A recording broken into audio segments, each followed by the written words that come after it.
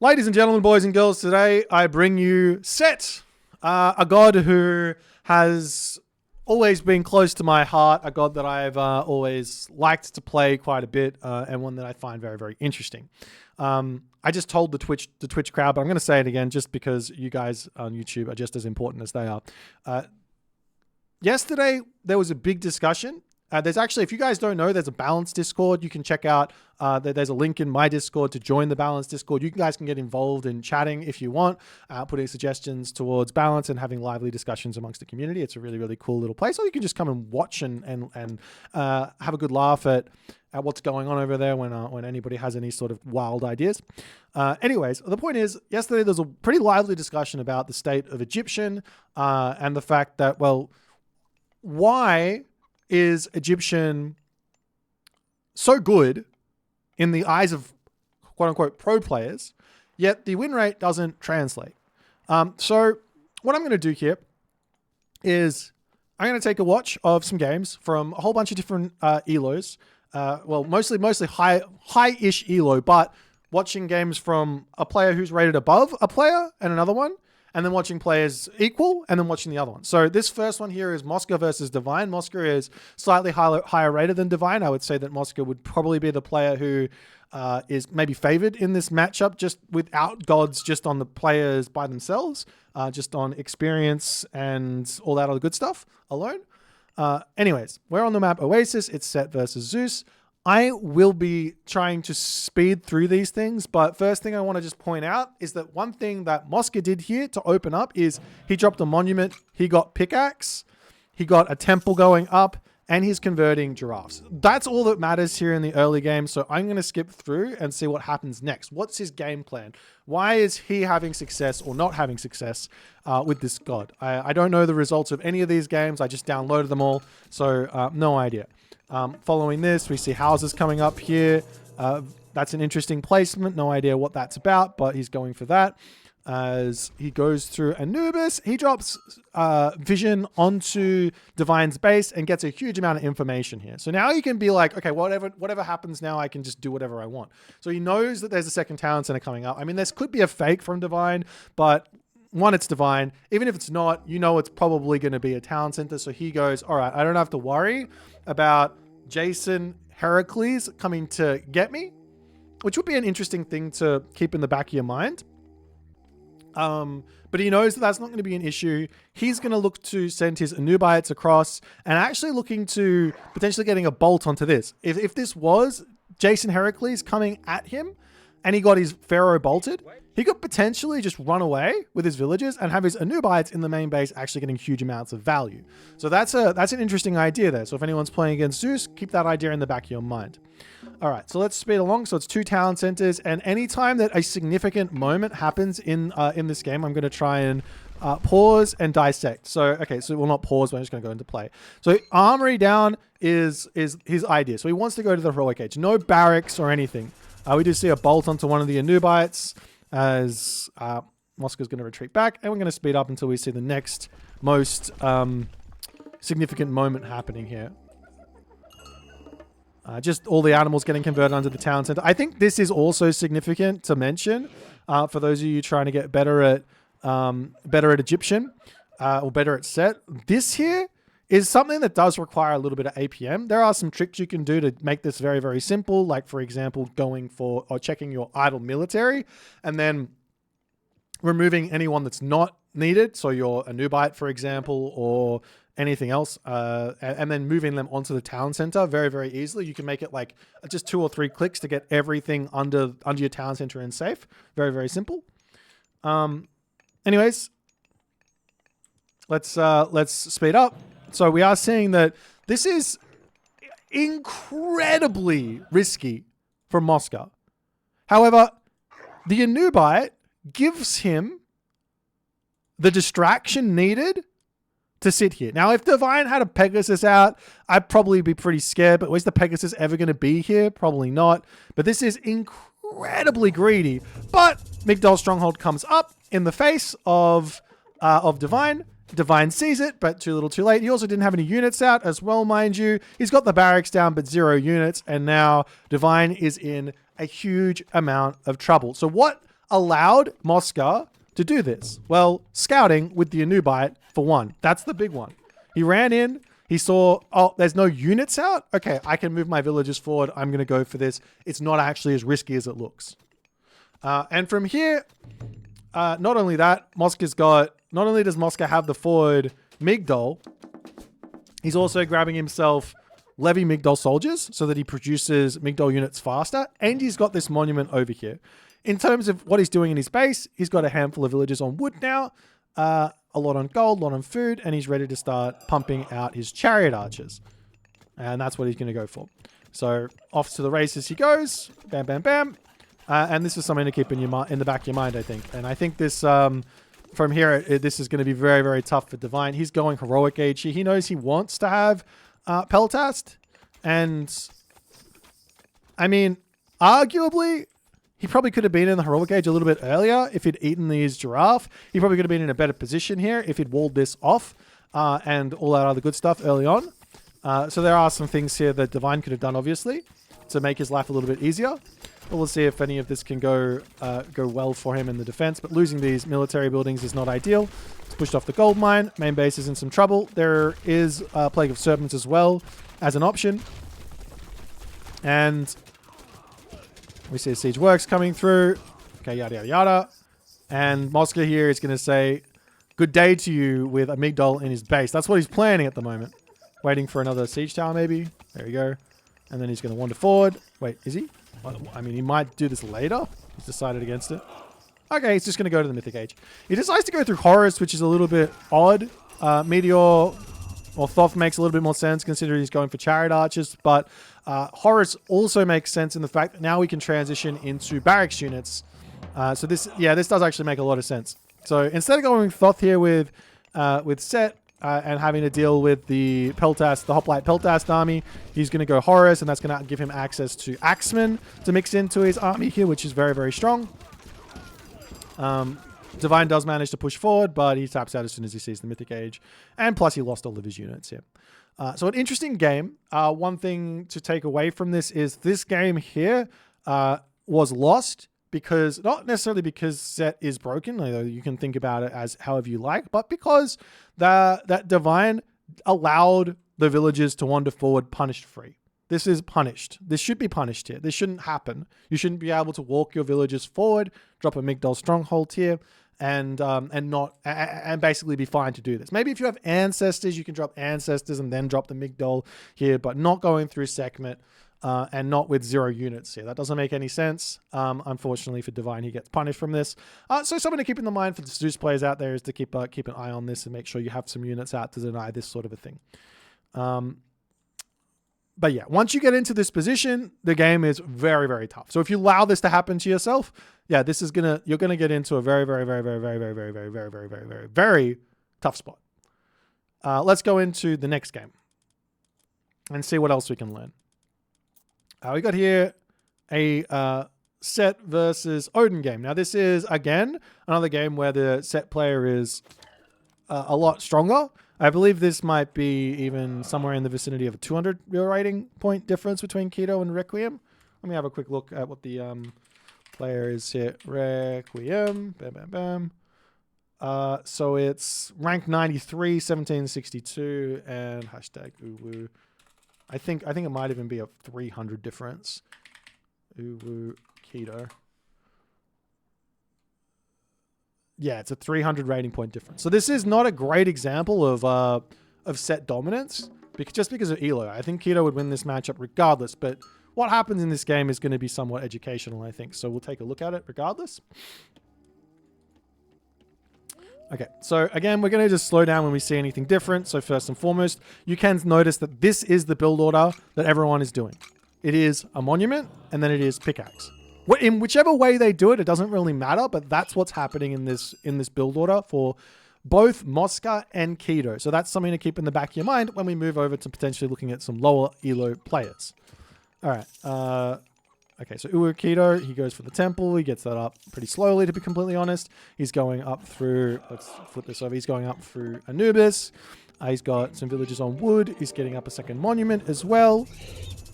And he drops a barracks. So we're going to be seeing some barracks play here.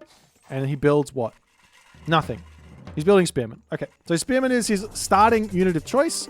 He drops Vision into the main base, and he gets to see everything that his opponent's doing. So now he knows, okay, it's not a fast-second town center. There's a Great Hall, there's a Longhouse. That means my opponent's building units. He can even check this and go, what upgrades? Okay, he's got Hand Axe, which means he's probably going to be able to produce even more Throw an Axeman, potentially. He's got, let's go slow. He's got a Nubites here, which can deal with those Throw an Axeman nicely in an actual fight. And he's got a handful of villagers on wood as well to start building slingers because he knows those are coming now. All of that just from that vision. All of that just from that vision. So a huge amount of information. Okay, so now the Guardian Nubites come through. They get met. Okay, so never mind. We see a little bit of a fight here, a little bit of a serpents here as the Nubites jump to their death. You got to be so careful with the Nubites on... Requiem very, very kindly obliges there and burns the trees, allowing the Nubites to escape. That's funny. You got to be... And Keto says, I am not going to be kind here at all. Jumps onto the villagers and gets out. But nonetheless, units coming forward, making sure that this town center does not get grabbed. The Nubites are going to pull back. And from here, with the town center getting denied and the Odin player having to commit to a full one town center classical fight... basically, Keto can just keep spamming units out and then look to take a big fight just a little bit later. There are some weaknesses here in the base, like over here, but it doesn't really matter. Okay, so everything gets healed back up. A little bit of a calm before the storm. Let's speed up a little bit. Just checking up. And we see this tech as well. I need to make... very, very big. I missed this one. This is big. So Keto's gone for clarity. I don't think there's any way to see this tech anyway, but this is the unique tech for Set, which basically gives him knowledge every, what is this? Every 95 seconds. He gets a hefty amount of knowledge as Requiem comes around, gets a nice little catch on the Spearman. This is good for him. This is bad for Keto. He should not be throwing away units. But now the army is out of position and he comes forward and he's going to take full advantage of this. Huge amount of army military differential here. And I want to pause here and make a big point about this. Requiem here is spending all of his resources and he is behind. There has not been any significant eco damage from Keto yet. But had Keto spent all of his resources right now, 500, 280, this would probably equal an extra 5, 10, an extra 10 spearmen, which is 20 population. This could be, well, let's go with 9. Let's go with 18 population. You could be above 100 military population here easily. Maybe even 110 military population, right? So, and this is Requiem actually macroing really, really well. So keep that in the back of your mind here.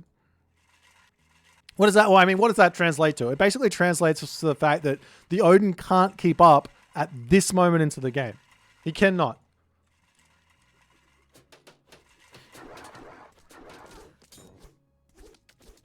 What type of knowledge does he get? Like Vision's giving a bunch of knowledge.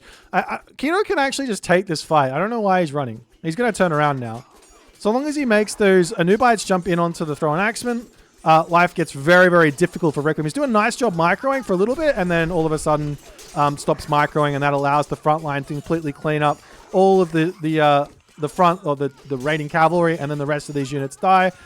Requiem's gold runs out, and the game here is lost on this fight. And that's, to be completely honest, that's with Keto mismacroing. He could have had even more stuff out. And, I mean, maybe you could argue Requiem could have had a tiny bit more stuff out as well. He's got a couple of units queued up here. But for the most part, I think he actually macroed very, very nicely here. You could argue here that maybe Requiem's micro in this fight was not the best. Can definitely do some shoot and scoot with the Throw an Axeman to try and get away from those Anubites a little bit better, and maybe make the Anubites start attacking his Hursa or something like that. But, you know, this is a case here that you will see a lot at the top level of Set dominating Norse. And you're going to see this probably at the lower level as well if Egyptian players do this. Even if, as you can see, the Egyptian player, even if they miss macro, the Odin player has to perfectly macro and they're still behind. So even, I imagine at lower levels, both players are going to be mismacroing. So technically speaking, if both players macro at the same level, Egyptians should have more stuff out than the Norse. Maybe. All right, let's keep going. Let's go into another game here and see which one I've got. I can't remember what I downloaded. Okay, so we got another, this is another like brutally one-sided affair, but let's skip through and see what strategy Kavoth is doing. This is mostly educational, I guess. I've got a lot of games here to jump through. Maybe we'll go into the lower levels at the end. I don't even know when they come up. Maybe I didn't download them at all. I don't know. Can't remember what I downloaded. I swear I downloaded some lower level ones though.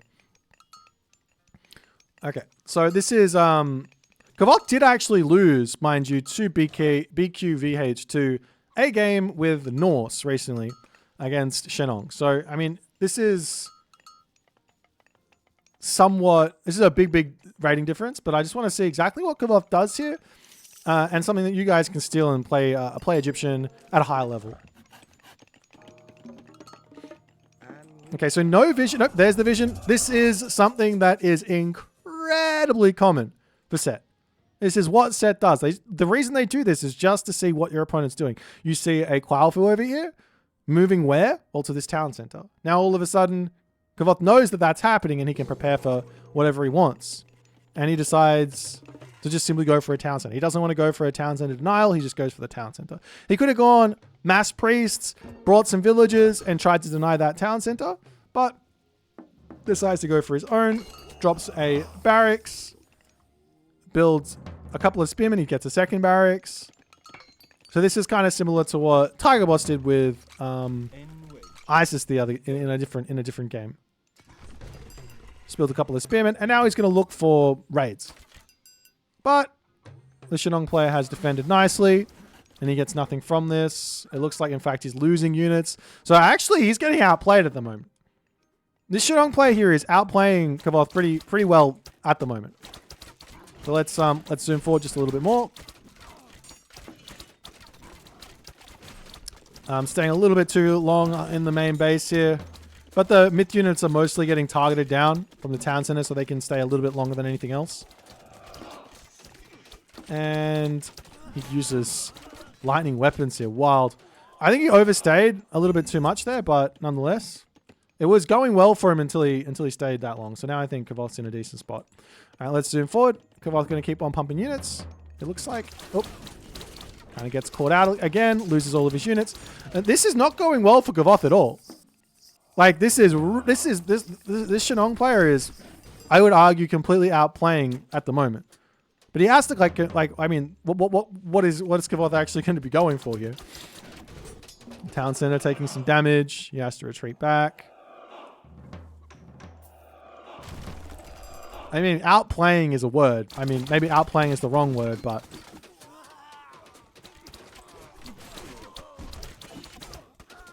and then after all this, the slingers all come out, and our Shenong player no longer has the myth units to deal with the slingers, and now everything goes downhill. So you could see here that there was a moment where our Shenong player had the opportunity to like get some sort of an advantage here, but due to lack of awareness of what Kavoth was building, overbuilt on the fire archers, and then things went downhill. So this is the elo difference right now coming through for Kavoth. He recognized the situation and then goes, okay, well, I'm able to build out. He's also in the heroic age as well, mind you, which I totally missed. Who is this guy? He is, I can't remember. I want to say he's like a World of Warcraft player. I'm not sure.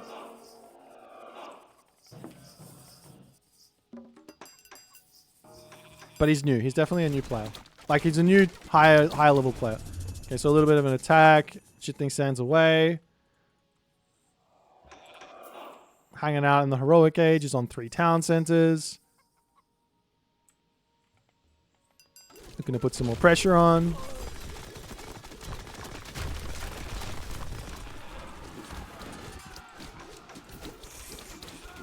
Nice little surround here. These fire archers are again kind of useless, but the javelineers are going to be strong. I would be surprised if if Kavoth doesn't win this fight, but it's looking like he's able to, even though half of his units are not doing anything.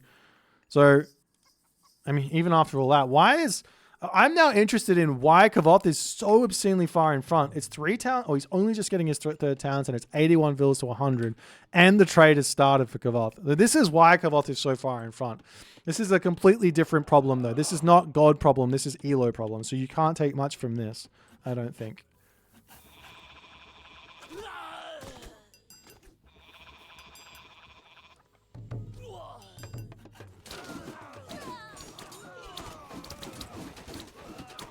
Okay, again, taking the fight. He actually wins that one.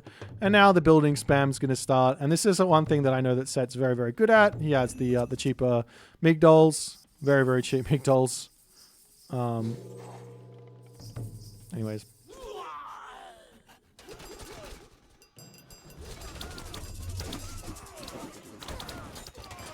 And at this point, I think the game's done. Even losing all these units, like, he's just so far in front. Mythic Age. Huge economic advantage, fully upgraded.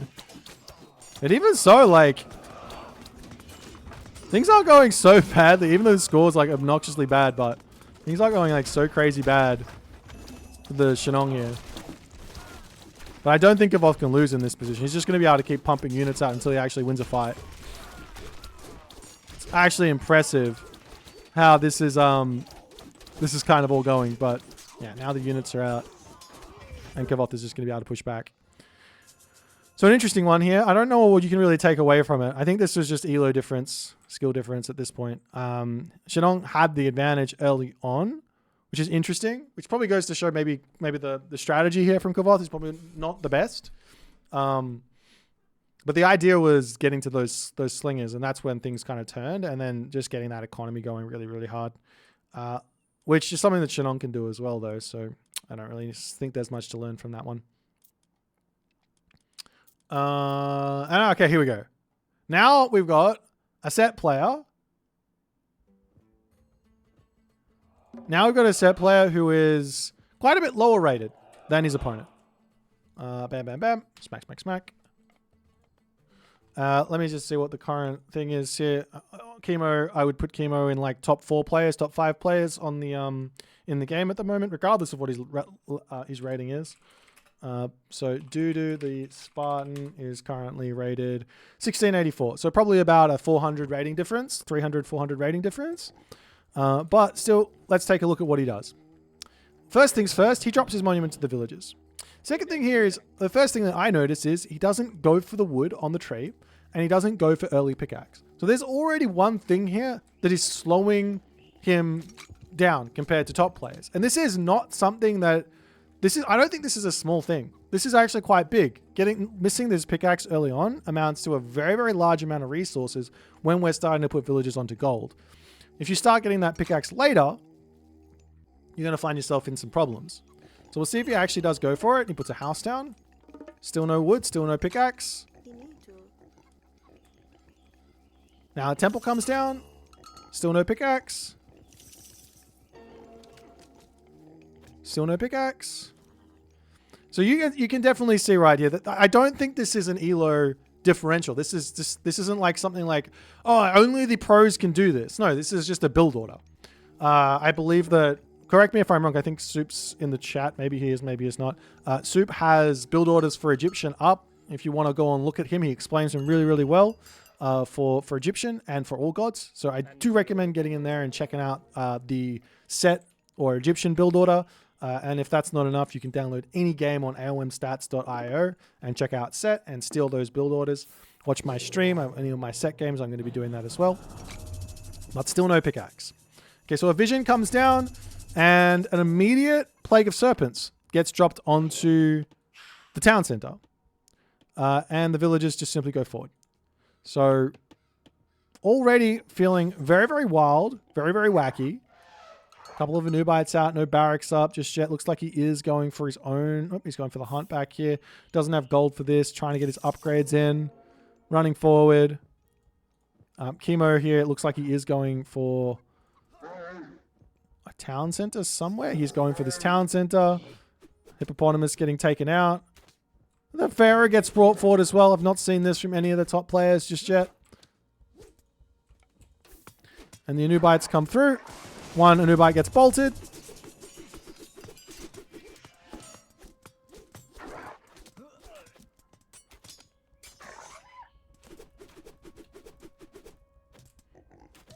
Town center going to continue, but still, like, this is a good amount of pressure here. The hippopotamus doesn't quite get a villager kill.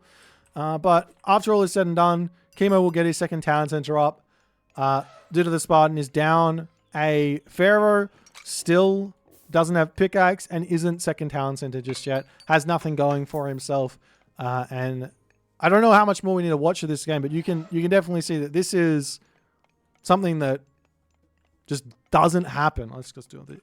This is something that doesn't happen when the higher elo player is playing. They would do something completely different here, right? It's not a skill thing. This is I can't stress this enough. This is not like, oh, the pro players are just that much better. No, it's not. Thanks for the plug, sent you money.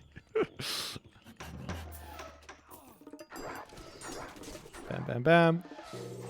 Okay, so he's still staying in one town center. He's going to look to put pressure on. Now, let's pause. How much did Dudu the Spartan spend trying to get damage on this town center? He spent an Anubite. He spent 2 hippopotamus, a Pharaoh. I think there was a priest there as well. There's quite a bit. Now imagine he had all of that right now. All of a sudden this army doesn't look so scary. And this Migdol is going to be completely fine to go up. Like, he can take the fight anyway, going to be losing some villagers. All the hoplites will go down. But Dudu trying to get his town center up. Funnily enough, even though he's even though everything's going wrong for him, he's still in front on score for some reason. I don't know why that is. Here's some more villagers to come forward. Migdol will come through. But Dudu is still on somewhat of a timer here, right? He has to get damage done.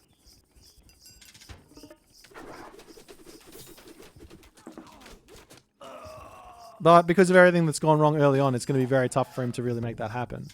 The Chariot Archer, Siege Tower. He's got an Ancestors to attack.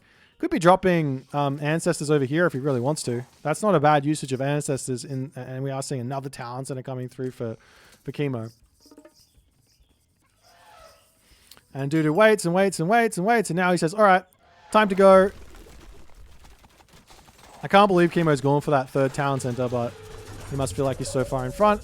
There's a ceasefire there for the Ancestors. We did see this. We saw this from El Matador, where he dropped... Oh, this was a different game. Where he dropped Ancestors Eclipse against a Poseidon.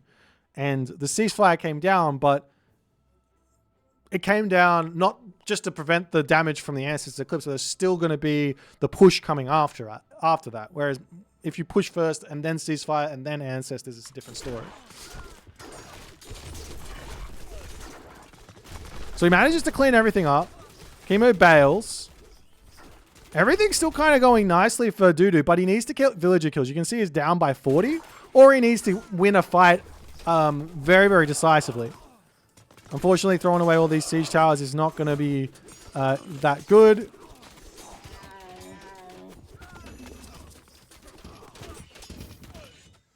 Forward Migdol Stronghold is a great idea. We saw this one idea from Moscow, but at this point, it's too little too late, as losing this fight is going to be game over.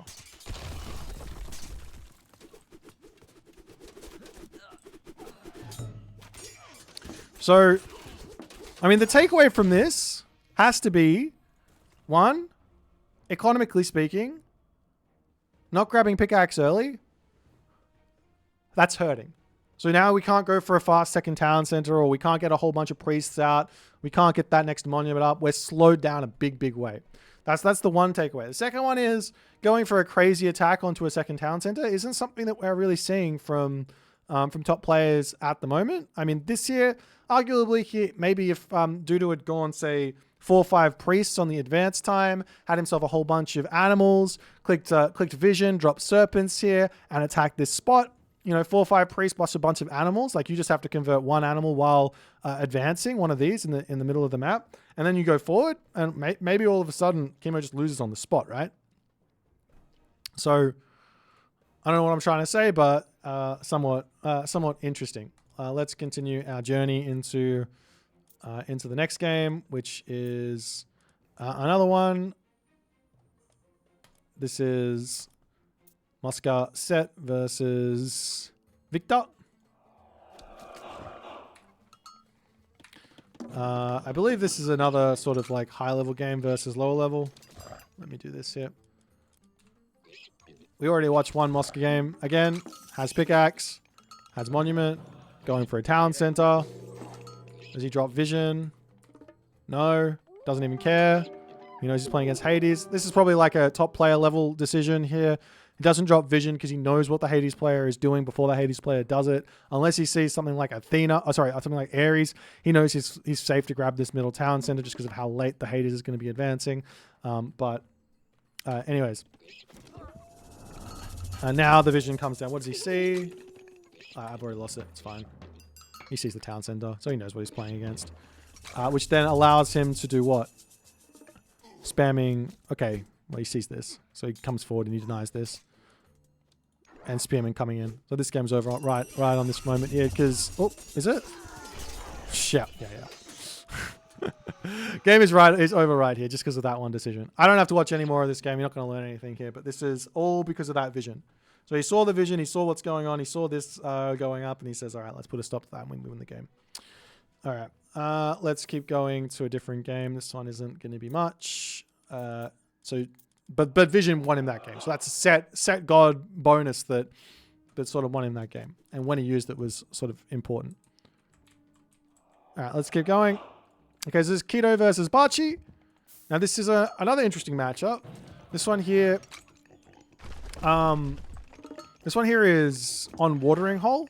And it's going to be sometimes very, very challenging to actually kill the Frere player with an all-in classical fight. So it'll be very interesting to see how Keto approaches this. So first and foremost, he's got pickaxe. He's got one monument. Is he going for a second one? I don't see it. Is he building a barracks? No. He's going for a town center. So he's going for a far second town center against Frere on this map. Okay. Keep that in the back of your mind. Does he build a new Boit? Did he build something? Maybe? Anyways, your new Boit's in. That's getting defended against nicely. We do see a second town center coming through for Bachi. And the Plague of Serpents gets dropped down just to put a stop to everything. Bachi's actually taking his villages off. And all the other good stuff over here. I should be checking over on this side. Alright. Market Armory. One barracks down. Probably a just-in-case barracks. But he's seen everything now, so he doesn't care. So he's going to be off to the Heroic Age. And we'll see what he does. Does he go for the Ford Migdol or something else? All these animals on this spot. Kind of wild. Zoom, zoom, zoom. There's nothing really happening here. He's just going to be going next age. I don't see... I mean, he's going for like obelisks around the outside just to see stuff. Gets caught. It's dangerous to do that. Probably best to just convert animals, but... Another vision. He grabbed this tech again. This is another tech here. Must grab. Per set. Huge advantage. Puts his Migdol down. And now he's going Mythic Age. Why? Because there's nothing he can do. He builds a couple of units. But there's no real sense in overcommitting here, I guess. So he says straight to the Mythic Age. He has himself the Citadel. So Thoth going to come through.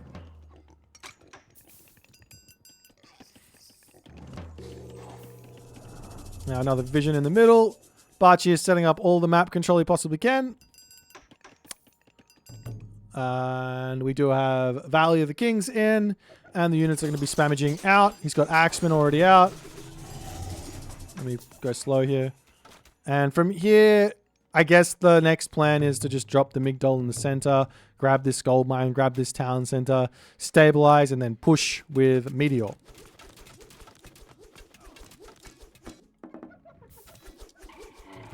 He does have... Oh, he's like, okay, this is cute. Leviathan transport ship? Why not? And then he can pick off all those villages there. Because you feel safe on that top of... And he's just going to tap out. That's... This, to me, when I watch this, there are high-level decisions being made here. To be completely clear. Yes, there are high-level decisions. One high-level decision here that's being made from Keto is he's playing against Frere, and an all-in, one town center, like, crazy attack is probably not going to work here because it's just too defensive. There's a choke point.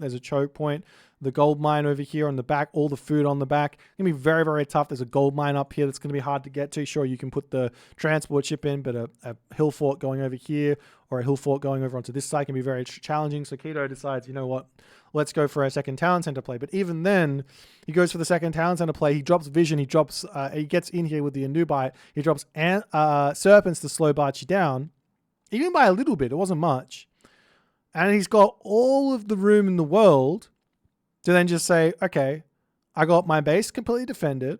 There's not really anywhere for you to attack because I've got all the converted animals here to eat. My gold mine in my main base, my Migdol here, or two Migdols here on this gold mine. You can't really attack that.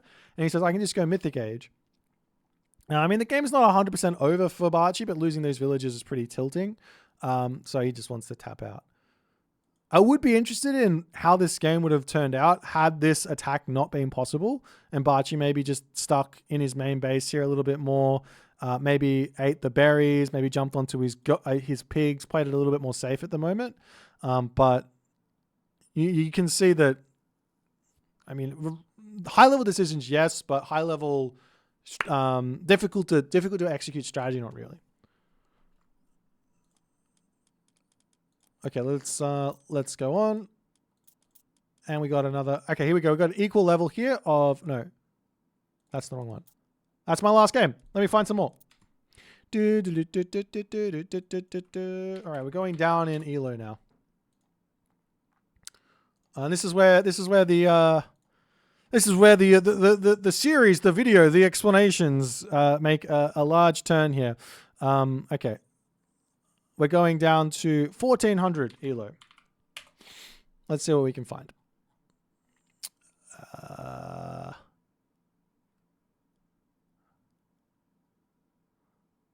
This is going to be an interesting one. This is going to be an interesting one. And this is going to be an interesting one.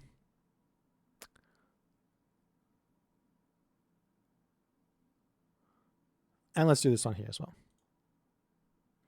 I want one more. It's hard to find them. I'm legit struggling to find the games that I want to see. This one. Wait, no. Let's go this one. This one here. There's another one of... I don't want to use that one.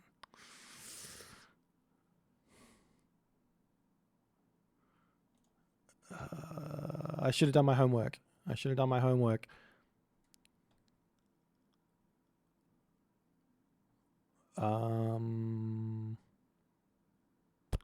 Yeah, that one. Okay, that'll do. All right, so this is going to be slightly low level. We're going down to 1400 to 1600-ish. Hopefully both players are kind of similar level. And we can see exactly what's different here. And this is a big important thing when trying to learn the game and trying to get better, is to make your comparisons to players above you, right? This is how you learn. This is how we get good at start making better decisions and all that other good stuff. Okay, so let's start with this one. I think this game was an actually crazy game. So it went on for 40 minutes. Okay, so first and foremost, monument to the villages with 3 villages. This is Torgale here. What elo is this? This might be still high-ish elo. Hashtag player Torgale. This is 1649. I think Krakak is also kind of close. So this is going to equal at 1600, which is about the very top end, very low end of like rank 100 to 200. Low end of rank 100, right? So going close to 200 ranked. Let's take a quick look. Pickaxe in. Monument to Villages in. This is all correct. So Torgale here doing the right things early on. So this is him going to be putting himself in a good position in this game. Now let's get into the next big list of things to make a check here is vision. Does he use vision? He gets himself a second thing. He drops his vision. Perfect. This is exactly what you want to do. He sees what his opponent's doing. He sees what his opponent's base looks like. He can decide where to send his Anubites. And he's looking to grab the middle town center as well. This is something we have seen from a higher level player already. So it makes some sense. And the game continues along. But this is a different matchup. This might not be the best idea because of the matchup. But he's going to be dropping a barracks in the middle. A monument, and he's going to be grabbing the gold mine. He does have hunt that he can eat in the center as well, so he doesn't need to have this many villagers on gold. But nonetheless, some spearmen going to be coming out. And he's scouting as well. He's getting villager picks, but he's more importantly scouting with these Anubites, which is going to give him some very, very important information. He sees the raiding cavalry, and the raiding cavalry give away the fact that Craghack here is one town center at the moment.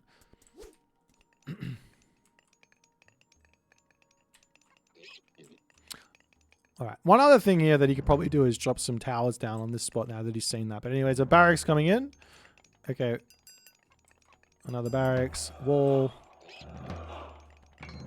Not really pumping out that many spearmen, which does make this a little bit scary. Remember what we were saying in the other game where it was Set versus Odin on, I think it was Steppe. And there was like no timing that there was a timing where the Set player, regardless of perfect macro, was just in front on production, making it impossible for the Norse player to take a fight. Now, this is completely unrelated because this is a second town center. So now that timing doesn't exist anymore. So the Set player has to be really, really careful because he's going to have less stuff out than the Norse. Now, the Norse player here has spotted the town center. Torgal hasn't spotted the town center back, but he does have Clairvoyance pre-queued. So the priest will come out. He's going to be able to research this. He's going to be able to click vision. He's going to have that knowledge in, which is, again, very, very important. Because right now, you want to be making a decision, it seems, as to whether or not you need to have units out or not. And that's one thing that Set is just going to be able to know to do or not to do. So we'll see if he drops that vision straight away. He gets the clairvoyance in. He sees the units over here. He's a bit distracted, so we give him the benefit of the doubt, but he should be just dropping vision and seeing what his opponent is doing. So no vision. Villager's kind of getting caught, loses some stuff here. Unfortunate. Probably have a little bit better building placement here, but this is a little bit lower level, so it's fine.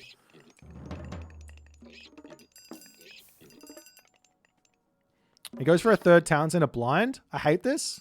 You can't do this. This is going to lose you games. If you don't know what your opponent's doing, he could be running around just with a whole bunch of raiding cavalry, forcing you to build spearmen while he's massing up berserks behind this. Right? Just hidden, you know? Like that's something that is a possibility. So you have to know what's going on. He clicks clairvoyance, but he doesn't use vision on cooldown. Probably a big mistake. Sees the heroic age. Now he can go heroic age himself. Whole bunch of towers here. All the spearmen getting thrown away as he could have scouted that with a vision. But anyways,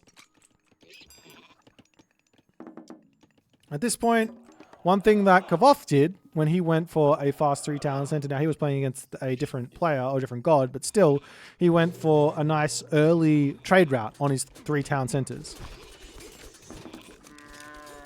Now Torgal goes for Nephthys when his opponent's already gone for Skadi. Probably want to go for, maybe you want to go for, I don't know. Probably want to go for Citadel here, to be honest. But anyways, Ancestors gets dropped down. Town Center goes down. And I guess even after all of this, it looks like the units here are just going to sit.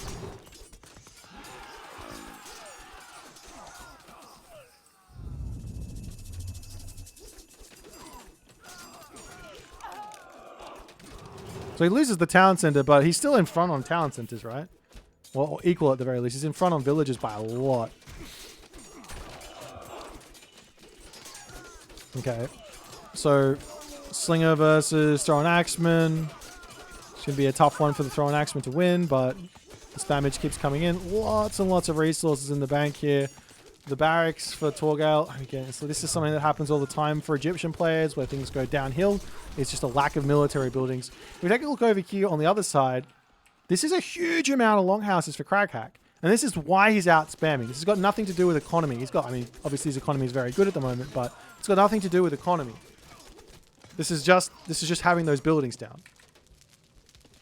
So we got to make sure that that happens if we're going to be going for this sort of a thing. But anyways, you can't push through. The double migdols are too much.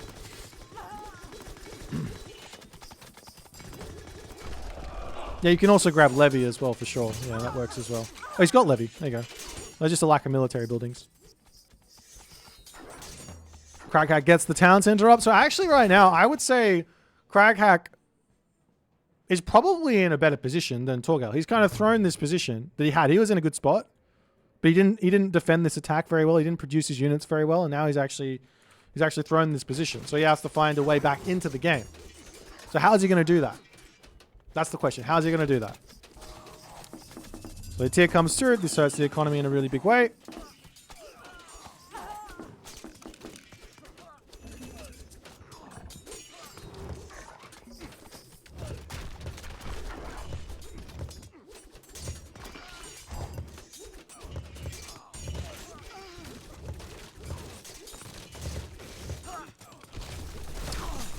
Okay, siege towers all coming through. He just kind of just A moves with siege towers and breaks everything.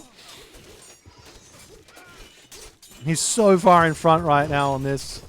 I don't even know. I don't even know where Craghack's army just went. I don't even know. It just melted. He wasn't fighting under Migdol. He had the hill forts. He just couldn't hold against this army. I don't even, I can't even explain that. He just, Axeman OP, I guess. Hill fort down, Great Hall down.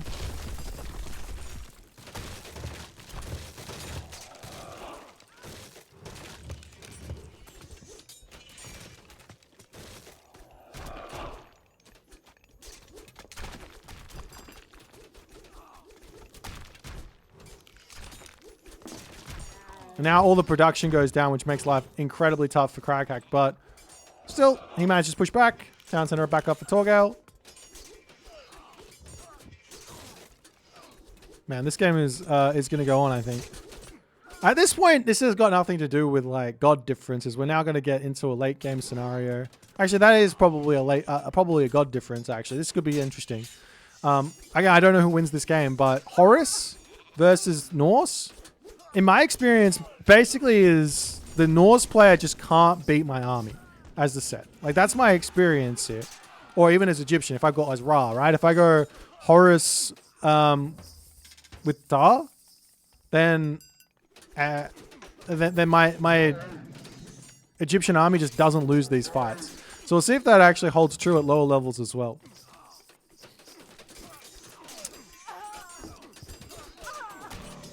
Now, obviously, this is maybe not the best example because it's 4 town centers versus 3 town centers, because this is just the nature of this map.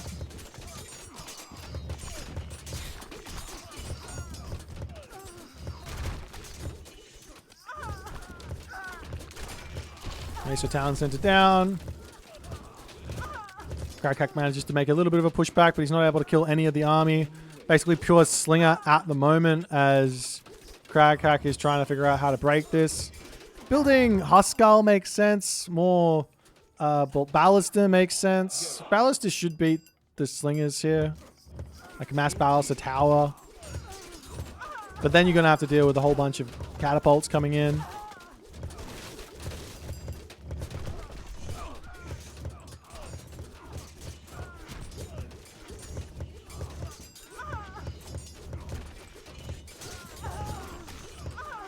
Yeah, these slingers don't have any significant upgrades, so it's a different sort of situation for sure.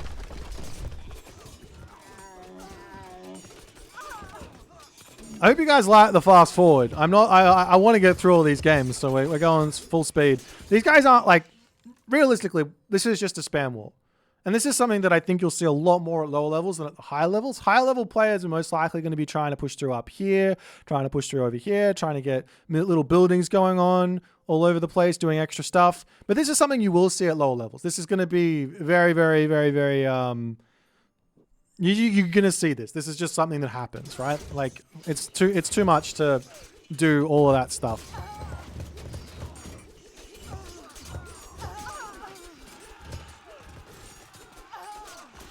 Okay, siege tower breaks through.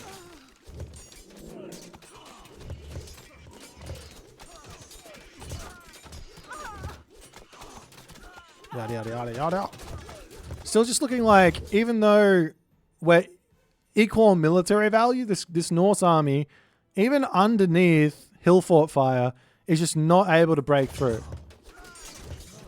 Now, granted, as well, I think Torgale, and this is equal town centers as well now, but mind you, Torgale here should be moving forward and putting his own military building, or his own buildings down here as well. That would be something to make this even more difficult. Now, Torgale gets pushed back. So he is making some movement back. Torgale probably sat a little bit too long under the hill forts. Oh, town center coming up for Crackhack. Trying. Not able to do so.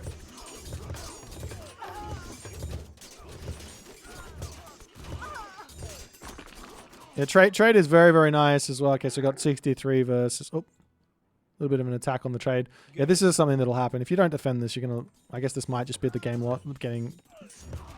I mean, there's dwarves here and there's dwarven gold mines. So I don't think he's actually in a worrying position, but losing that trade hurts. All of these ballistic... This is something that was really strong in Legacy as well, right? The Ballista push versus Egyptian. It'd be interesting to see if Torgal can break through this. A couple of ways that you could break this was with Avengers. If you get a handful of Avengers out, they just run through and just clean everything. I don't know if that's the case on Retold or not, but and Crackhack is looking like he's in a good spot. Gets the town center up, making a nice little push. You see some catapults coming in to help out, taking down the town center. There's 240 pop. He's now at full pop, and he's making a push happen. Now we see towers up for Torgal, as he's going to be holding. Meanwhile, the trade has started again. And the game is back into this stalemate-ish shenanigans.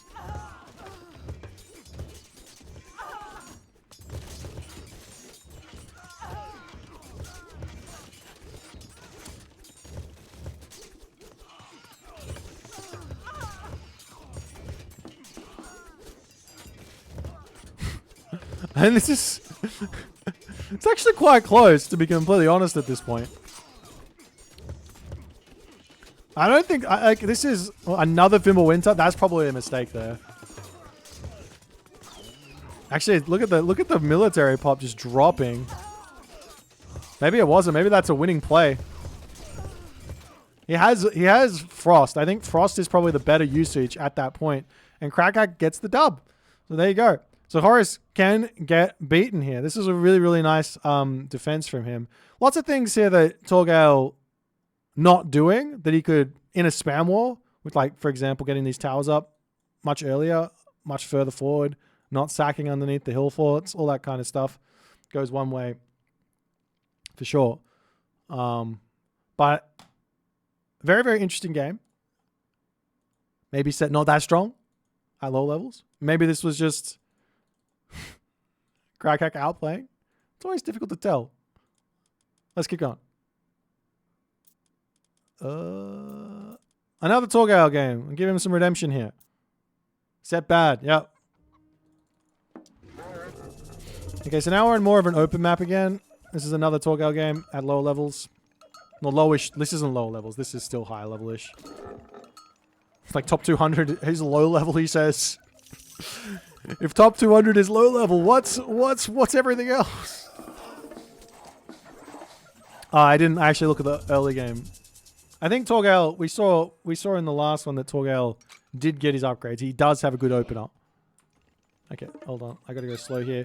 He opens up with a Nubites, and he's going for a fast heroic here.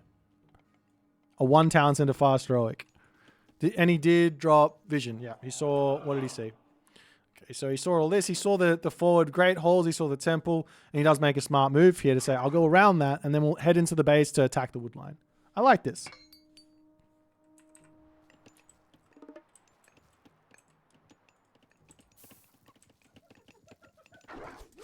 Okay, 1 villager down. 2 villagers down. Absolutely brutal. We are getting raided over here, though. Both players losing villages. Love to see it. Watchtowers is in. One player is losing military here as well, though. So both players losing villages, but one player is losing military. So this here is actually advantage Egyptian. And then he dives in, gets idle time as well. Torgal's already back to hunting.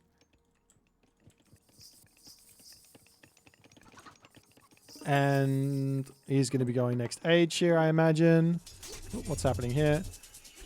Plague of Serpents to distract. Realistically, you can kind of just ignore this with the villagers. Just get back onto the zebra. I don't like those Plague of Serpents at all. Okay, let's speed up. And he does go Sekhmet here, which is wild considering what he's building. So I'm confused already. I would assume that Nephthys makes the most sense here.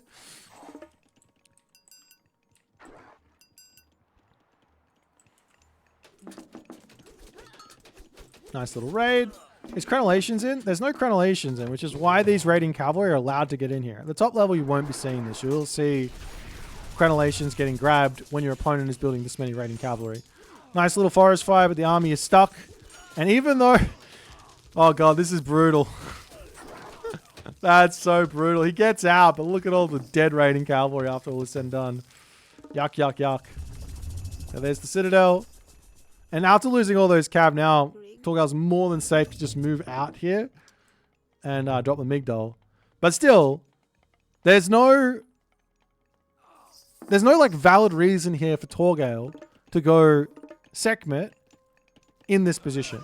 And you can see that even, imagine Ancestors on this. Completely different situation. But the Migdol is up. And now the army, I mean the army can actually stay here and knock that Migdol down. But anyways, he's retreating. See a little cheeky tower up. And Torgal will grab himself his position. God. This is messy! But still winning the fights. The sentry tower is up, but it doesn't have any upgrades. No watchtower upgrades, so that's going to get taken out. And the army here just dies and he taps out. Weird game. Nothing makes sense here. So I throw my arms up and go, okay. Things to take away is, I guess, like a Nubites against Norse. You could run into their main base and not really lose much. Your own villages here.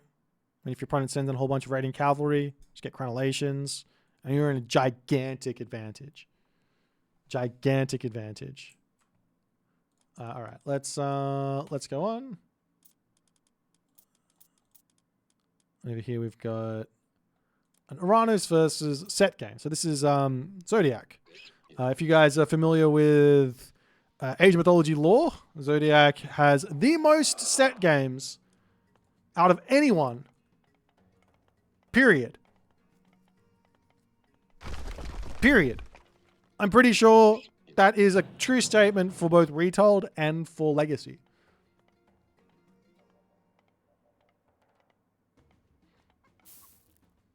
Apparently his favorite god is Isis, though, at 50%. But he does have 4,000 games played. So, all right. Let's speed up and see what Zodiac's going to do. So he does grab the wood. This is 100%, 110% correct. And he's going to then grab himself his mining camp. His mining camp up. It's a little messy, don't get me wrong, but he's going to get himself his pickaxe. I love it. This is even like, okay, so yeah, you've got a perfect build order, right? Even if you don't do a perfect build order, but you tick the boxes of what the build order gets you, that is better than you doing a quote unquote perfect build order that doesn't get you the boxes ticked. So I don't care that this is messy from Zodiac. I think that this is him. He's going to be in a good spot here.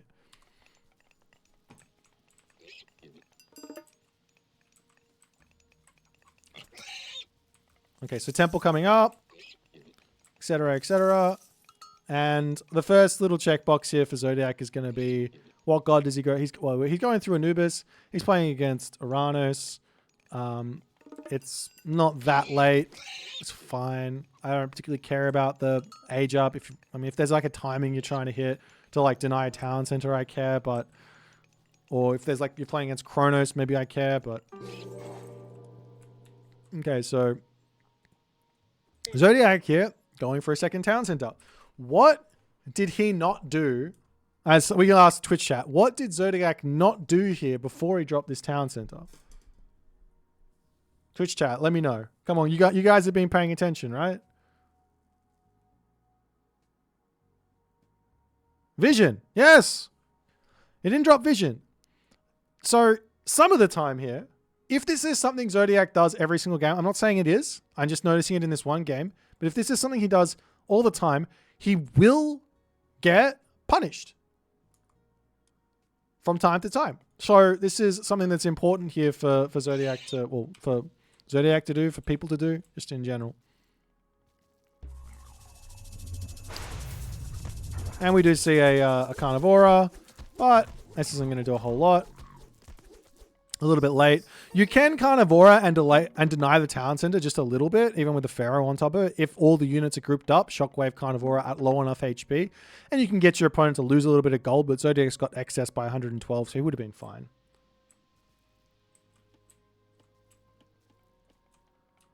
Okay, so now the army coming through, and this is the main thing, right?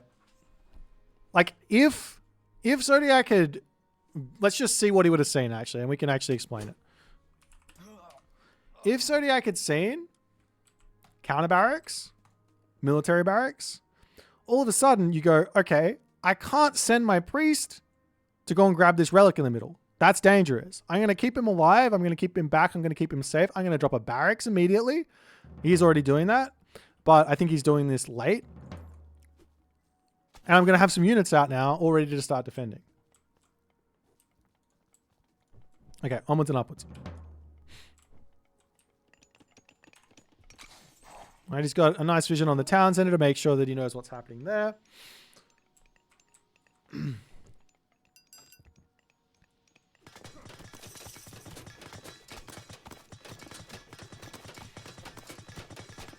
I like this from the Uranus player, by the way. He's more than happy to take this fight with the tower here because he's got a Caladria. This is something that Uranus players, this is completely different, separate issue, different for a different video, but something that Uranus players can definitely do more of is feel very comfortable attacking a position even though you're taking damage because of that Caladria. Okay, taking a fight here is really, really bad. This is just RTS fundamentals. This is not God difference or anything. If you play 2 town center gameplay, you want to avoid fighting for at least 5 minutes. When the town center gets up, it's actually 6 minutes now because of the villager change. So you want to avoid fighting as much as you possibly can. Now you can raid, you can defend underneath tower fire or a town center fire, but fighting out in the open, even with a god power, is not something you want to be doing.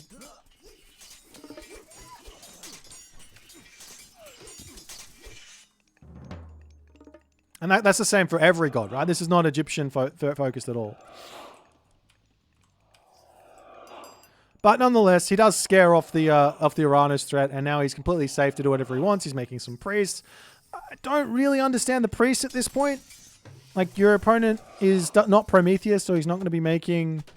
I guess Zodiac's just overcooked it on gold and wants some units out.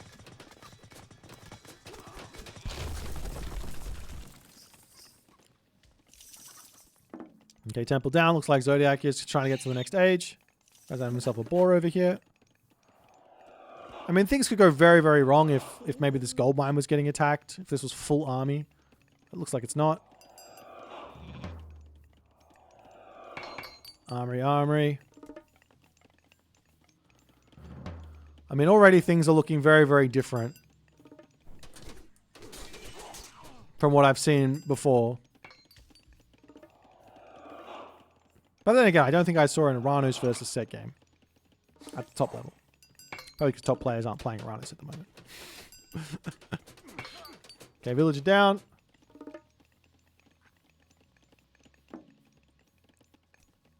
And Nephthys is going to be on the way.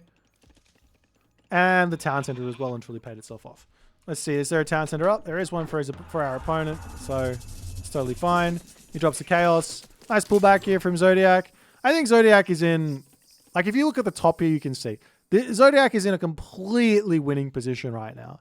He can just sit here and just spend resources and he's going to be completely fine. All he has to do is spend these resources, right? This is just from not from a god point of view, just from the fact that he's just so far in front from villagers. You look at it 78 to 71. Atlantia needs to be really far in front to be in front because of the way that the villager training time works.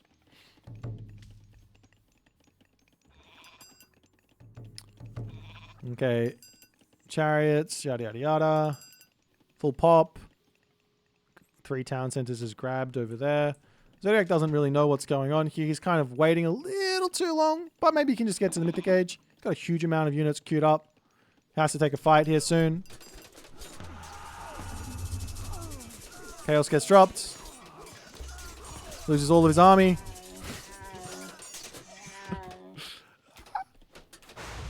And it looks like Zodiac. Oh, he's over on this side. And the Sky Passage is here. We'll see if Zodiac can hold on. So that there is where you throw a huge advantage, right? You run straight at the opponent here and you throw. If we remember back to some of the other games where the Egyptian player just went Mythic Age, had Zodiac done that and just gone Mythic Age and then pushed, I think this would be a completely different situation.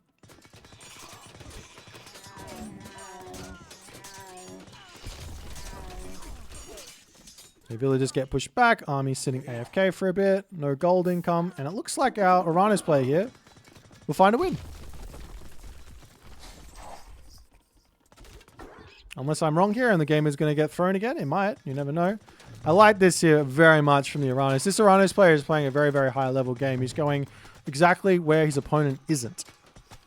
Killing off the Sky Passage, unfortunately, as much as I want to do it, doesn't really do much because there's going to be a villager somewhere. There's a Sky Passage back here, right? So there's going to be something back there. But he does get the gold mine. He does get this all set up. His town center is going to be in some pain here. We'll see if Zodiac can bring this game back. But it looks like he is in big, big amounts of pain here. He does but trades a town center for a town center, but this is 4 town centers to 1 now, or 3 town centers to 1.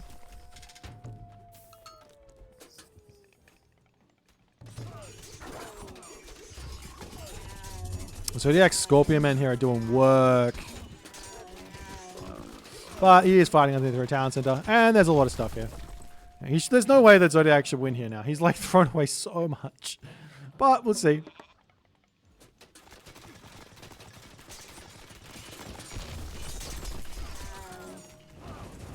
And Tartarian getting taps out.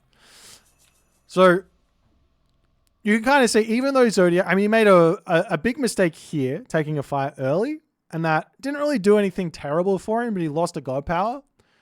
And then he takes another fight here, even though he's ridiculously far in front. Actually, we can see how, if this is actually true or not. He's ridiculously far in front here, right? He decides to take and you have to remember that Set is paying less for his units. So if you're in front by 1,000 resources with Set, you have to then add on top of that, right? Instead of him pushing into this, he can just go Mythic Age. That's where his big advantage was. He can get more upgrades. There's no way for the Uranus player to catch up. But if he plays into the Uranus's hands or into the opponent's hands there, fights underneath the palace or 2 palace, I can't remember what was there, with chaos, yeah, sure, you're going to lose that fight. All right, onwards and upwards.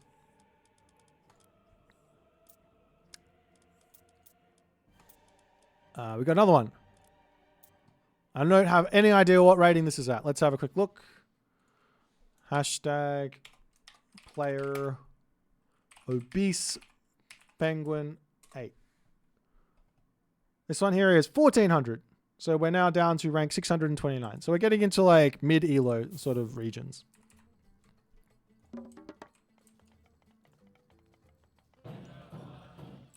Okay.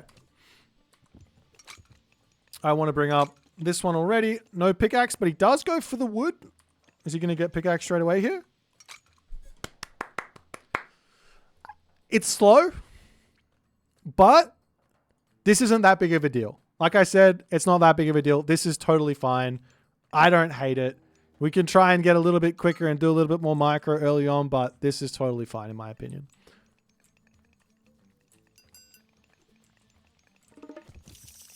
Okay, so temple.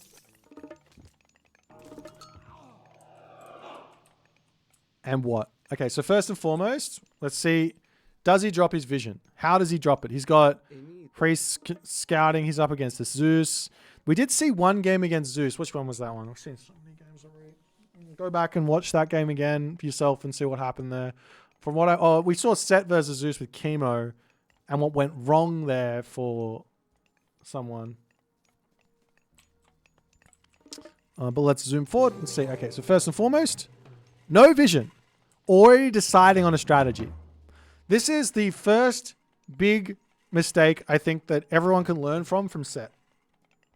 From what we saw from the high-level players. The reason... Well, he sees what's happening, right? But imagine here that instead of dropping these 2 barracks, and let's not talk about the idle villages, but instead of dropping these 2 barracks, he drops vision straight away. He sees what's going on, and he goes, "You're going for a town center? Great, let's go for a town center." That's what the easy part is. That's the easy way to react. But instead, now he's going to make a whole bunch of units. He's going to try a shifting sands play. And there is Bolt. Bolt for a Pharaoh will probably not allow much to happen here. He misses the Pharaoh, which is going to be good for our Set player. But just imagine that Pharaoh wasn't there. Minotaur would be very good. He actually denies the town center.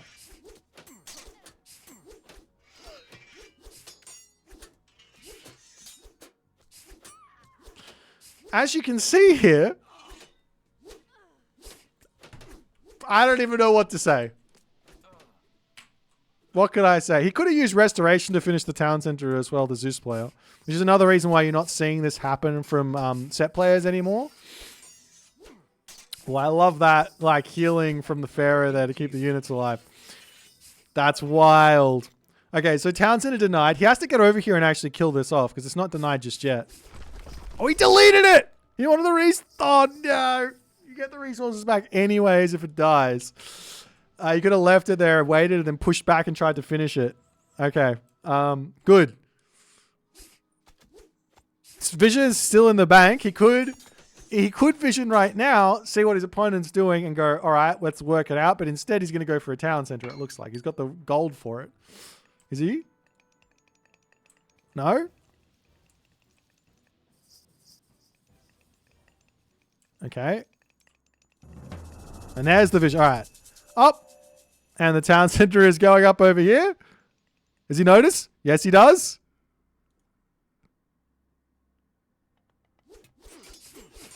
And this time the town center finishes. Oh, restoration. He knows. Barukajar, you know. Just click restoration. It would have been up. Oh, dear. Okay, so now I don't even know what to say in this game. Okay, let's continue along. This town center is better. This town center over here is not that good. So I guess not restoration for that one is the better idea. Okay. And now Sekhmet. Okay, so wants to go for some scarab push or something.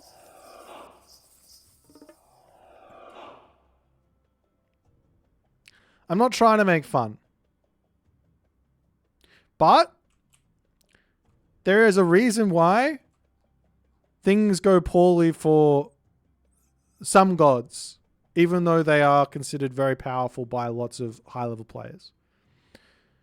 Let me explain one basic concept for RTS, and this applies to all gods.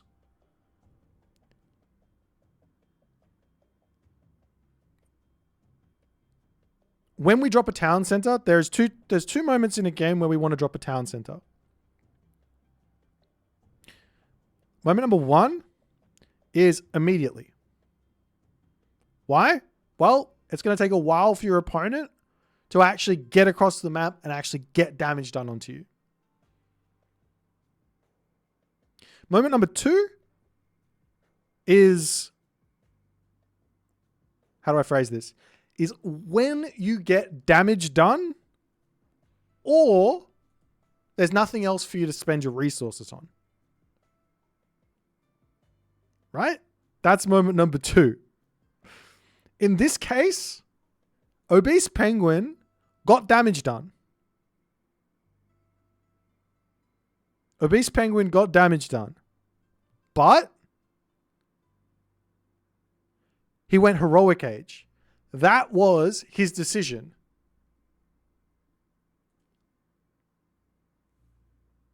So he can't then say, I'm going to go Heroic Age and then get the town center. Because he's already said, I'm going to take this advantage. I got damage. I'm going to take this advantage of going Heroic Age. You can't say, I'm going to take this advantage of going Heroic Age and take this advantage of grabbing a second town center in the same breath, unless you got gigantic damage done, which is not what happened in this game. So basically, this is going to give the Zeus player a lot of time here. But we'll see if he's actually going to be able to do anything with it. The Zeus player as well has decided to go Heroic Age. So the Zeus player is doing exactly the same thing that the Set player has done. Funnily enough, I think if our Zeus player stayed Classical Age here, spammed units, this town center, even though it doesn't die here, would never have gotten close to dying. Even though the decision was sort of incorrect from the Zeus, I think the execution from that attack was so bad because of this, because of the town center grab, that he was able to hold. So there you go. All right. He's going to keep trying. We'll see if he can break through. Well, Odysseus is out, and town center will go down. I just want to point out, imagine how much harder this attack would have hit if Obese Penguin dropped a Migdol Stronghold here. He had the units to defend it, dropped it right here, started spamming, and then go. That would have hit so much harder. Okay. Let's continue along and see what happens now. At this point, there is a significant advantage for the Set player. I imagine he's won this game, but let's see if the Zeus player can bring this one back.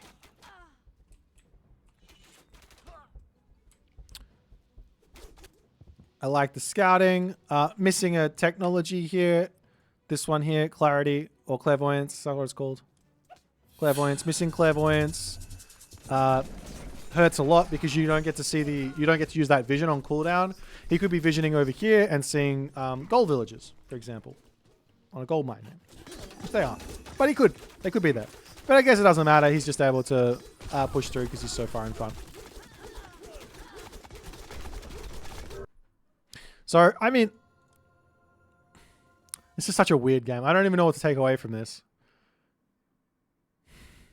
RTS fundamentals are big, but I guess it doesn't matter because both players are making the same mistakes, right? Okay, onwards and upwards.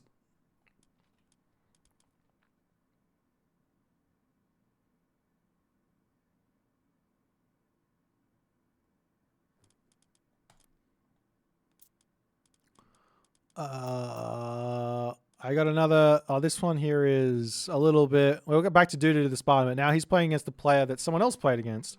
So we saw this is equal elo. I think we're going up a little bit. Player. What's Requiem? This is Requiem is at 1774 and Duty to the Spartan is at 1707. So it's basically equal. We'll just call it equal for all intents and purposes. It's basically equal. I mean, there's an advantage for Requiem. He's a little bit higher, but it's not enough to really say much. Maybe it does matter. We haven't quite gotten to low level. I don't know why I downloaded this game, but I think maybe this one makes sense because we did watch a high level game of Requiem losing against Set earlier. So we'll see what happens if he's playing against an equal level player. First and foremost, pickaxe not through for Dudo. Again, he's not got this this build in at all, so he's losing out a lot of resources. Still no vision. Opponent hits the Classical Age, no vision. Monument to the Soldiers. A little bit late. Still no pickaxe. Maybe he's going for early Necropolis. I don't know. Okay, barracks comes down.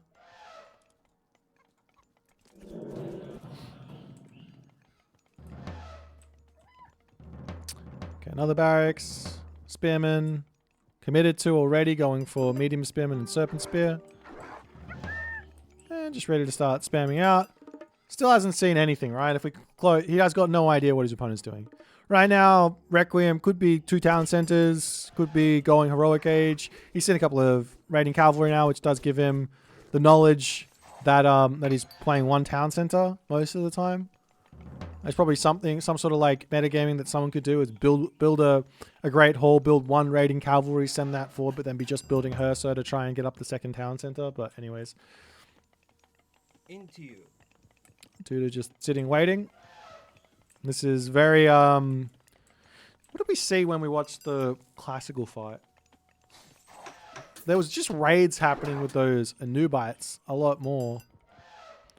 Out onto the 2nd hunt. Raven spots it. So now there's going to be some problems coming around. We did note that there was this moment between the top player and Requiem. Requiem had really good macro, remember? It was Keto, right? Keto... Beautiful raid up here. There was this moment where Requiem had fully spent all his resources, and it was about a minute later than this.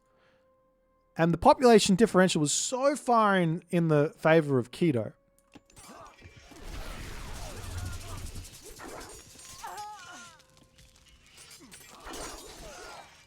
And now we are seeing this fight anyways. I don't know where the rest of the army is for Requiem, but this is... There's also a whole bunch of Goaty here. Is this just a... It's surely not. Surely not.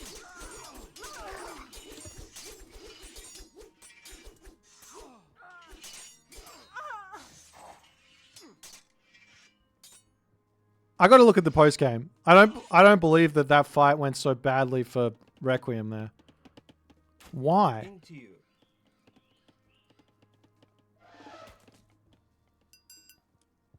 I would have thought that would have gone really poorly for due to the Spartan. There's like no reason why he should be able to win that fight considering the amount of units out. Maybe this is just Egyptian OP angle.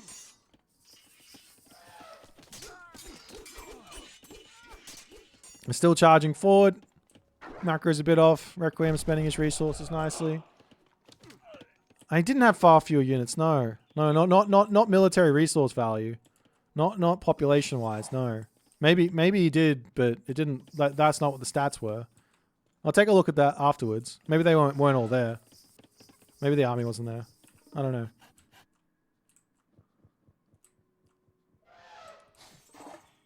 So now the set spammage. I mean, he's still missing. This is what he's missing. Like, you see so many resources here. This is that one thing. It's like, you build these 3 barracks straight away as Egyptian. Pretty much regardless. Maybe sometimes you start 2. I think I start 2 and then I drop a 3rd one a little later. But if you're playing this strat, you have to go into 4th barracks. You have to go into 5th barracks. Or you got to go to the Heroic Age, which is what we're going to be seeing from Duda. Which is actually a totally valid option, considering he won the fight before. But he's going to get punished a little bit here by doing it. Considering the map's so open, there's probably no reason to go to the Heroic Age. Spamming units out and just going for a strangle here is probably your best bet, in my opinion. It's probably what you see the higher level players going for. But, I mean, this is a valid option, so to speak. He's going to be able to drop the Migdol down.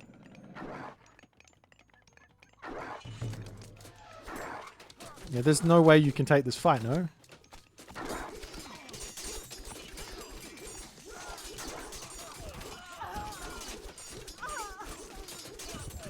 It's an absolutely wild fight to take from Requiem. He does force out. I would have bailed if I was Requiem if that Ancestors gets cast. That's kind of almost overkill.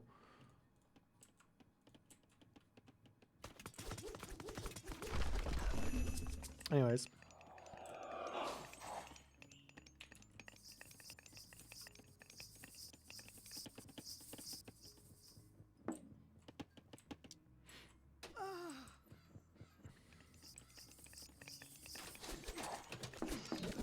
Okay, units out of position. In some problems. Nice walls up here, actually. He's going to find the villages. That's pretty big, but he's going to lose this Migdol.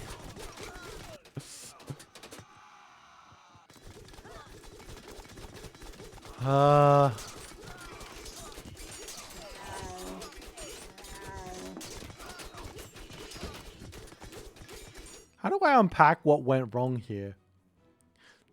This thing that went wrong from Doodoo mostly comes down to lack of scouting, which Set should never have any issues with. In fact, he's got the tech. He doesn't have the tech. He still hasn't used it. He hasn't used vision yet.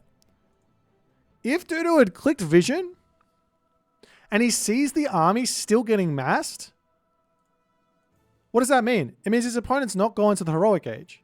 So it means you just need to sit there and wait for him to kind of attack you. You get upgrades. You sit underneath this position. It's totally fine. But instead now, Doodoo's got all of his eco idled. He's going to lose his Migdol stronghold. Maybe he's not going to lose his Migdol stronghold, but he's down by 30 villages after all of that. And this all stems down to one mistake, I guess, of just one like fundamental mistake of sending your entire army off to raid a gold mine, when he probably could have just sent a Scorpion men there.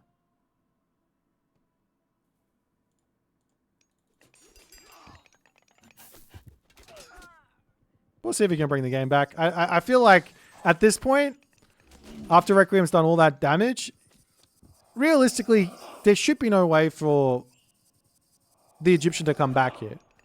If there is, then something is very, very wrong in the game, right? But we'll see. Maybe he can get a huge amount of villager kills somewhere. He does manage to get a fairly hefty army out. Good amount of kills.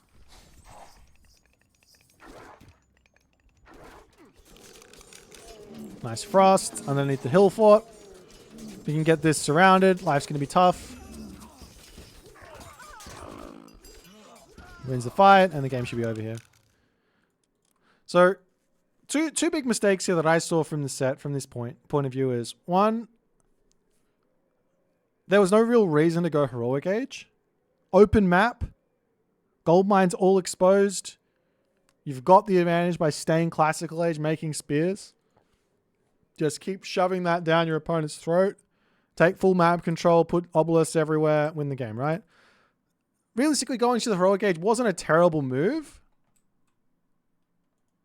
But then he didn't take advantage of the tech. He won the fight underneath his Migdol. No problems. That was probably a terrible move from Requiem as well. But it wasn't bad enough to lose the game.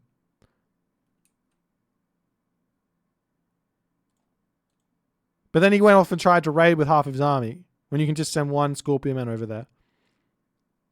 That would be fine. Leave the rest of your army here playing defense until you get your upgrades. And then once you get your upgrades in now, you can start pushing. I wanted to see this as well. This fight was significantly in favor of the Odin. What was the military unit count? How is equal? Wait, was it?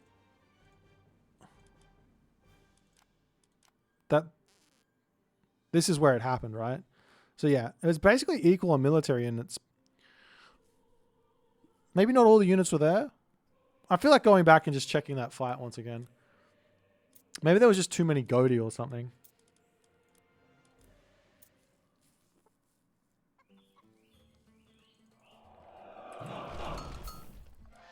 Let's have a look from the other side.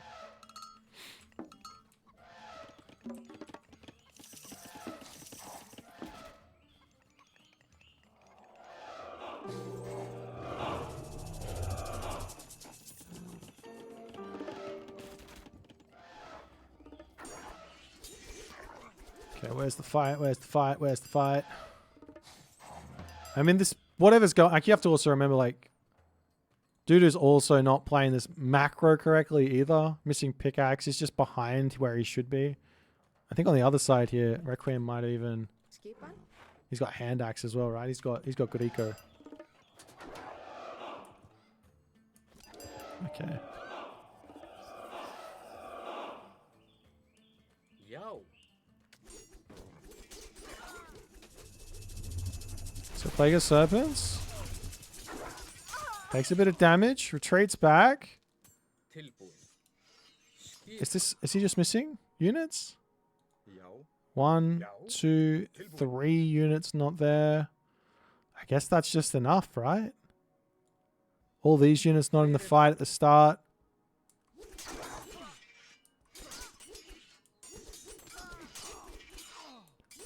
Good control from Requiem. Is that it? Yeah, it's just a handful of units. But you also have to remember this is also 2 units here, 3 units here that aren't in this fight as well. When you're looking at this, you got to be like, okay, if we take 3 units out for both players, this guy is still so far in front. I guess these Goaty just... And they're killing off the Anubites. They're doing their job, but they're throwing Axemen aren't. Wild. Wild. Okay. Onwards and upwards. Let's go on to the last game. As we go, or the last, we'll go one more batch of games after this. We'll go to this to like 1200 or something. So this is Miku Nakano versus Thunder Trino. What's this guy rated? I think this might be 1600 again.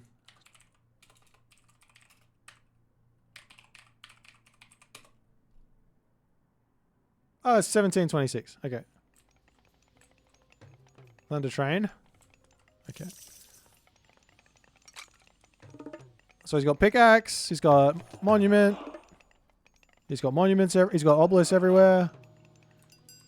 He's got Anubis. All right, let's see.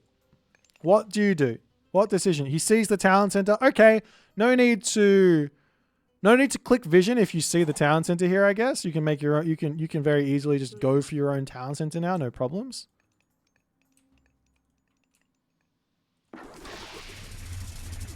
The Plague of Serpents is in.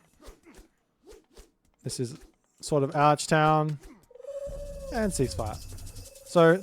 The set player gets so much from this. That's huge. Big misplay, I think, from the Zeus player.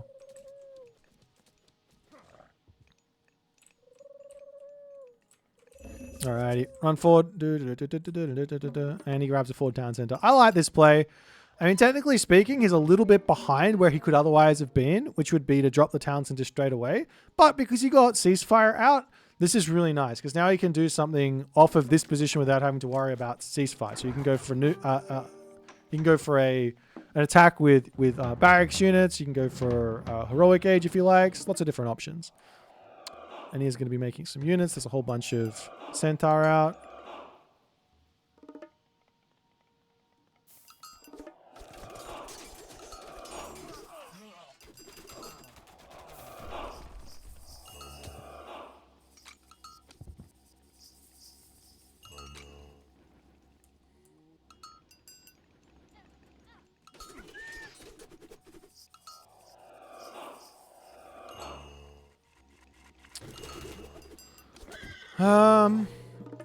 And then a heroic age. Let's flip this. Okay, so this is really good. So you got this Migdol Stronghold Siege works to launch straight off into the opponent's main base. These can be very difficult to defend, especially while you're pressuring somewhere else. But now he's out of position here, which does present some problems. And now you see why maybe, just maybe, it's not super worth to go for those early attacks with set when your opponent's got Hermes, when you got ceasefire. Because you can just get another ceasefire and now your ancestors is gone, your timing attack is dead, and it's just like, okay, well, now what do we do? He does get a little bit of time on ancestors actually. So maybe it's all going to be fine. It's not all fine. He loses all of his units. So yeah, I don't know. I don't know about this attack here. He's trying to go after the gold, but he's set up to attack the main base like this. Just attack the main base, my dude. He's got 2,600 gold, 2,600 gold in the bank after that fight. And this guy is just macroing up a storm. Not ideal. So you can sort of see why things are going wrong here very, very easily, no? He could have just left after the ceasefire as well. Once he sees, oh, my opponent's just gone mass pacifist. Okay, let's stop building spearmen. Let's make some chariot archers or some elephant. And we're in a good spot.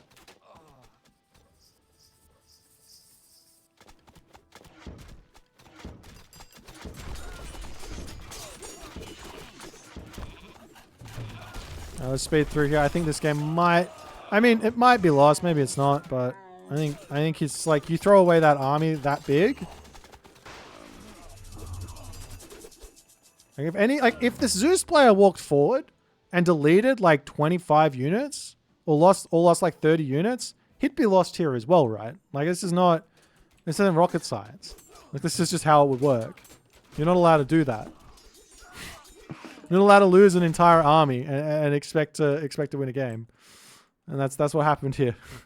I don't know. All right, I think I got no more games here, so we're gonna go to like a 1200 level. 1200 to 1400. I realize now why I still had some higher-ish level games in, because I didn't have a max elo. Let's have a little look-see here and see what goes wrong for set at these lower levels. Let's download this game. Let's download this game. Let's download this game. And let's download this game. Thank you for the 3 months, Rocco. Appreciate you, my friend. If we were more organized, I would have had these already. But beautiful thing is it doesn't take too long to get them going. Ha! I think there's 4 games we're going to take a look at. So let's go for it. 1, 2, 3, 4.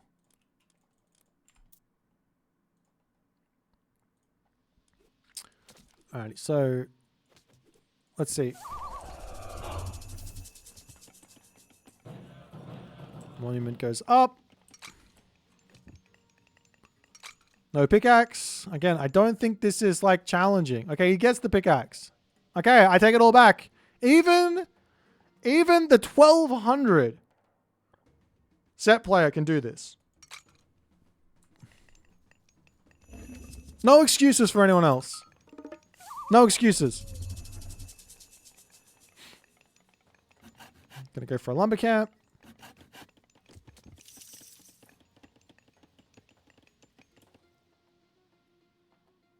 That was idle time to advance, no? In wedge. That was idle time to advance. I'm confused. Gaia player, no idle time to advance. It's not the biggest a deal, but it's kind of a big deal. Okay, so he drops... This here is a mistake. The mistake here is dropping vision before your opponent hits the classical age. Now I get no information. I see the resource layout, so I know where to go and attack, but I don't see what my opponent's doing. Is he going for pure counter barracks? Is he going for military barracks? Is he going for a town center? I do not know. And now we can't make a decision about it. Okay, so the second monument barrack. So this is, technically speaking, this is a very, very high level strategy. Town center going up. If he was a little bit quicker on this and empowering the barracks, he could probably be getting a block on this town center. But because he's not empowering up the buildings, which you see pretty much everyone doing, this is going to be tough. It's going to be very tough to deny. Another option would be to just attack it with villages. But I think he's going to be a little late to get this shifting sands off, if that's what he's going to go for. Does get a second one, and he's going to go, and he's too late. So, unfortunately, this one here comes down. I could probably say, yeah, this is probably to some degree, it's skill. But on the other hand, it's just, if you're going to go for this sort of a strat, you have to practice it. Your opponent practiced the far second town center. That was a decent second town center, naked second town center at this level. Like, you can't take it away from him. It was decent. It wasn't amazing. Could have gone up a little bit quicker, but it was decent. Whereas if you're going to go for the timing attack, you can't be like a minute behind. You could be 30 seconds behind at this elo and probably deny. But a minute, I don't think so. But even then, the game's not over. Like, you could have won the game on the spot there, right? That's probably the thing. The game's not over, but it's not. It's going to be much, much harder here for our set player to find a victory or an edge than it is for the Gaia player to find an edge here. Especially with a really beautifully defended gold mine like this town center here. I love that Caraballister from the Gaia player there. That's so good against what's happening against him.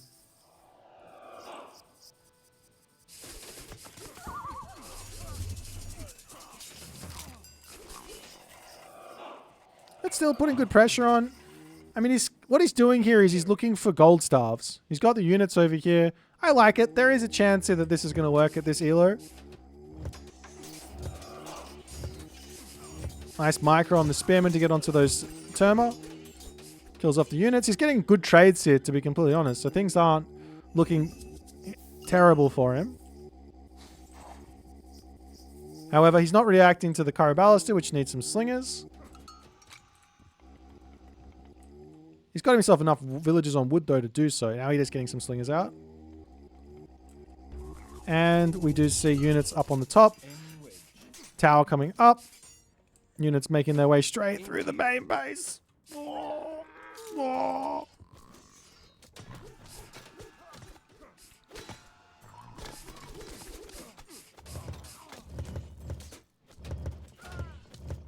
And I think, to be completely honest, at this point, Alkid is just playing better.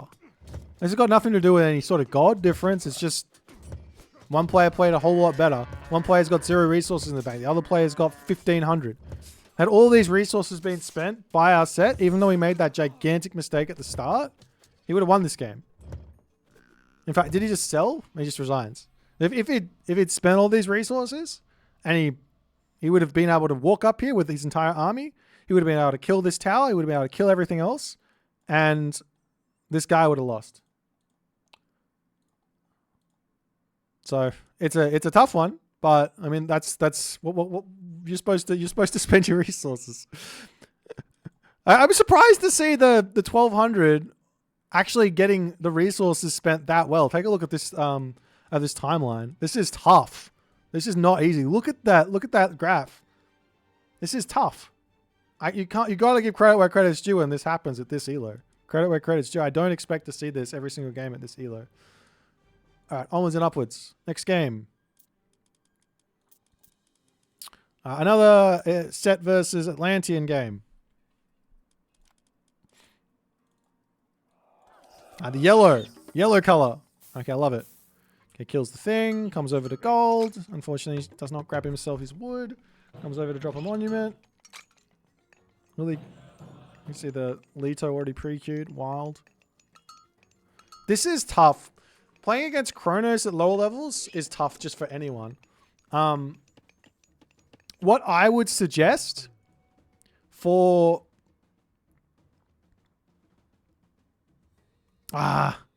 yeah, I think I would suggest not getting... No,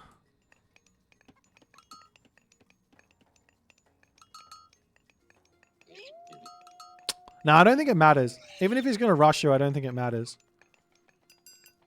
Maybe it does. I mean, we'll see what happens here. Like, doing a 15 population advance, he's not even doing it. He's doing a 17 and a bit population advance. Super weird. But right now, we need to see Priest coming out. Is pickaxe in? It is in. Okay, now they'll just come over to gold. A little bit late, but, you know, this is totally fine. He doesn't know what to expect here. He probably hasn't played against Kronos before. Comes forward, tries to shank the Oracle. All right. Okay. Some houses coming down. No vision, so no idea what's going on. I want to see what's happening here so I can make a decision. I don't mind nothing being built here, but at this moment, but only if you're waiting to see what your opponent's doing. Now he drops barracks kind of randomly with all of his villagers. Again, lower level. I'm not here to judge. Now the vision comes down. I like this. You can decide what units to build now. He's decided to go for a classical fight. Totally fine. And now he says, okay, there's a military barracks. We can make ourselves axemen. Beautiful. Makes a really good judgment call here. Monuments coming up. Unfortunately, his barracks aren't built on top of his first monument, so he's taking a little bit of a loss there. And he'll move over onto this next position.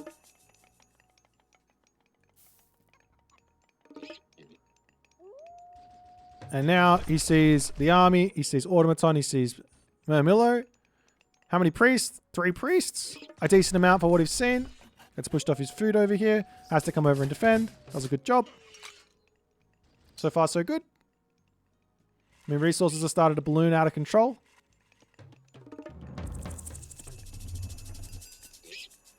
kind of for both players. I mean, it's not bad on the top, on the side of the Chronos. I think this is something that you're going to see at lower levels. And this is maybe why Egyptian suffers a little bit here against Atlantean, is that it's just a lot easier to spend your resources as Atlantean than it is as as Egyptian, because, well, they've got less they have to deal with. They've got less villages. So it's just a little bit easier. Really nice attack onto this side. Shifting Sands to come back. Not enough priest. He missed the warrior automaton completely. Hasn't spent his resources, but even so, he manages to completely hold there. So things went really, really badly for him. Great recovery. And just to hold on. He's coming back over here. No reaction. Oop, doesn't get raided though. A couple more barracks. Love it. More units. Love it.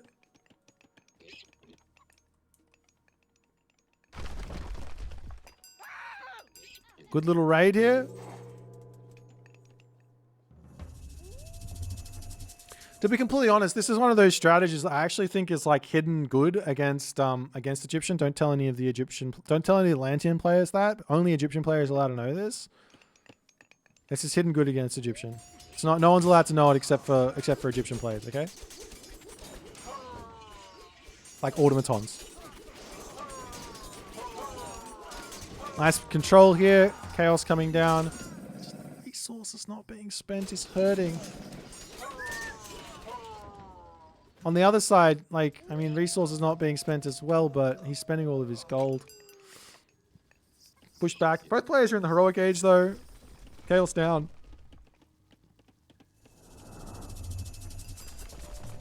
Migdol down. Villagers hiding at the top. Oh, I love this.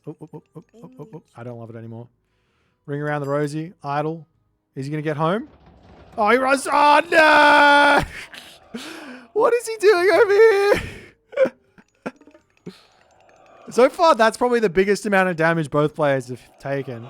Losing the entire army early on, but he did some damage with it.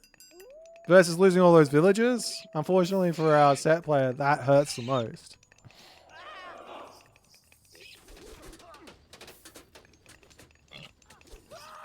So much gold in the back, so much favor in the back. Spend the resource. Another Migdol stronghold, perhaps. You're playing against Kronos, who's got deconstruction.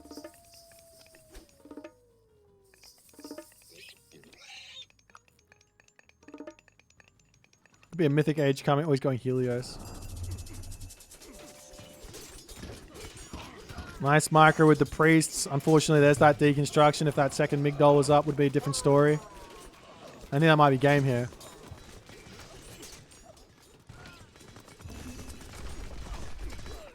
Like, it's a tiny little difference, right? One Migdol, two Migdols, and the game continues. Tiny. Absolutely tiny. He's even got a second town center. Is there a second town center for the Kronos? Nope. One extra Migdol, and I think Johnny Nickel here probably holds that spot, and he's probably winning this game. But instead, Migdol up over here. This is going to get denied. No units. Oh, yes, he has some units, though. Maybe he's going to hold. Wild. Priests. Okay, automatons OP. Nerf automatons. It's interesting watching this. You did see, like, one big mistake from the Kronos, but Johnny Nickel could not quite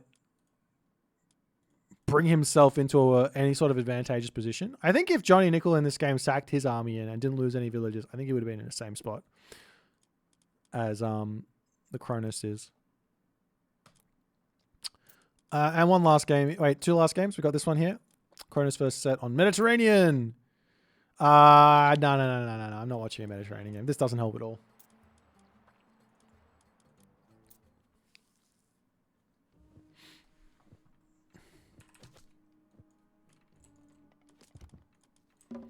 All right. Kalrin against Loki. Okay, so this is 0 monument. Houses coming down. No pickaxe. Temple coming up. This is the worst possible opening, I think, or option, I think, for set. Monument coming up now. In terms of like total resources you can potentially have. But I think at lower elos it doesn't matter that much because like you can see it doesn't matter that I've got an extra 200 resources if all the resources are just sitting in my bank, not being spent, right? Not to sound like mean about it or anything. It's just maybe like the clutch build orders don't really matter that much down there. At higher elos it does matter because people are spending their resources. Okay, some accident coming out. You're just really mean. I'm not trying to be. I'm trying to help. Okay, so the vision late, but sees a huge amount of stuff and goes for a shifting sands play.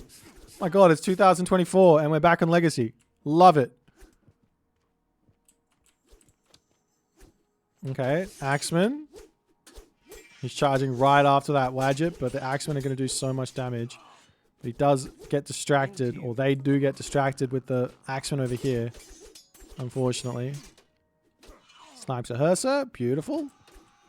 Oh, sack. Oh. After all said and done, I think that's probably an advantage for the set here in a pretty big way.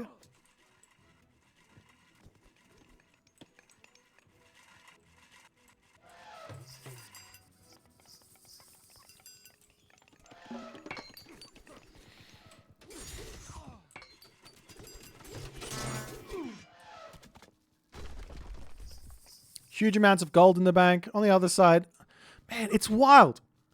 Why is the Loki play? I mean, is this just like what's the elo difference here? I need to know. Maybe there's a huge elo difference here. I don't understand why the Egyptian macro is so off here. Cal Rin. When the opponent's isn't. So this is 1245 versus 1119.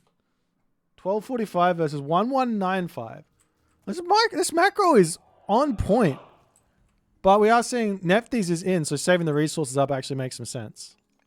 Okay. Oops. Pushes while just going into the next stage. Generally, you want to wait just a little bit before you push, unless you've got... I mean, you do have ancestors, but you want to wait just a little bit for upgrades to come in before you actually go and attack when you hit the next stage. I love this wall here from Sen's Fen, by the way. This is a great wall. Now, all these buildings here will take a really long time to break down.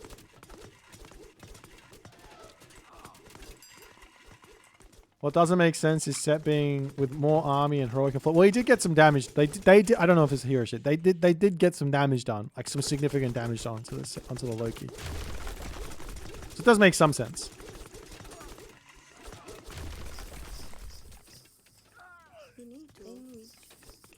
How many barracks? 3 barracks. Slowly building up. Getting all the upgrades. Migdol Stronghold. Move the slingers. Move them. There you go. We saw something similar to this in a game which went poorly for the set player at a higher level, where it was like a versus Norse on an open map, decided to do like a little bit of army, then go heroic age, and then go for a big raid. Look at what this set player is doing, and why, and it's absolutely working. Full ball and send. Did not move off to try and raid somewhere randomly with half of his army while this thing is here, and all of a sudden doesn't even need to sit underneath the Migdol to hold.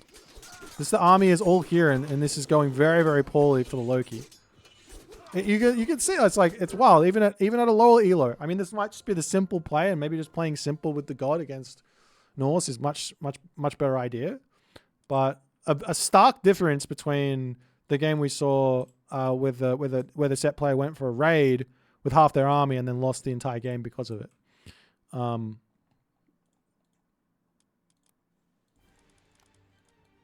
It's wild how many more resources from that one raid. How many villagers got killed there? And the Loki's still in front on villagers, but a hefty amount got killed. Brutal. All right, guys. So I think this is going to be the end of this little investigation. This is a big video. Hope you guys enjoyed this one. Let me know what you guys think about the state of set after you've seen all of these games. Let me know if you learned something here, and maybe if maybe set's not as good as you thought, better than you thought, or worse than you thought after seeing all of this. Let me know what the best tip that I managed to find here is, and I'll see you guys in the next one.